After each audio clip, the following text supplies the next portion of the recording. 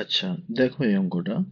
In young double slit experiment, intensity at a point is 1/4 of the maximum intensity. Angular position of this point is. তাহলে দেখো এখানে কি বলেছে যে ইন্টেন্সিটিটা maximum ইন্টেন্সিটির 1/4। তাহলে প্রথমে আমরা ইন্টেন্সিটির যে ফর্মুলাটা আছে সেইটা অ্যাপ্লাই করে আমরা ফেজ ডিফারেন্সটা বের করে নেবো। তাহলে দেখো ইন্টেন্সিটির সূত্রটা কি, যে I equals to I maximum into cos square phi by 2, যেখানে এই ফাইটা হচ্ছে তোমার কি ফেজ ডিফারেন্স। ওকে, তাহলে দেখো এখানে আইটা কত বলা আছে, আইটা বলা আছে আই ম্যাক্স এর তোমার 1/4 ইকুয়ালস টু কি I max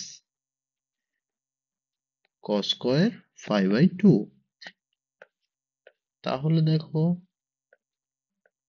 cos square phi by 2 equals to 1/4, or cos phi by 2 equals to 1/2, or phi by 2 equals to pi by 3, 60 degree, or phi equals to 2 pi by 3। এরপর যেটা করতে হবে সেটা হচ্ছে যে তোমার এখানে আমরা ফেজ ডিফারেন্স পেয়ে গেলাম। আমরা জানি যে phase difference equals to 2 pi by lambda into path difference মানে কার্লি ডেল্টা। ওকে, তাহলে কার্লি ডেল্টা মানে পাথ ডিফারেন্স ইকুয়ালস টু কি হবে, ইকুয়ালস টু হচ্ছে তোমার phase difference into lambda by 2 pi. তাহলে path difference equals to 2 pi by 3 phase difference into lambda by 2 pi. এটা কেটে গেল, তাহলে পাথ ডিফারেন্স কত হলো, ল্যামডা বাই 3।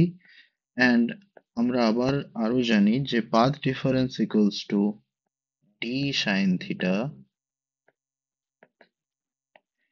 যেখানে যেখানে ডিটা হচ্ছে দুটো যে স্লিট থাকে ইয়ং ডবল স্লিটে, দুটো যে স্লিট থাকে সে দুটো স্লিটের মধ্যে এটা ইজ ওয়ান স্লিট, এটা ইজ টু স্লিট, দুটো স্লিটের মধ্যে যে ডিস্টেন্সটা, ঠিক আছে। তাহলে এখানে যদি তোমার তৈরি হয় কোনো একটা পয়েন্ট পি তে ইন্টেন্সিটি যেটা বলেছে সেটা বলেছে, তাহলে সেইটার অ্যাঙ্গুলার পজিশন মানে এই থিটাটা বার করতে বলেছে, ঠিক আছে।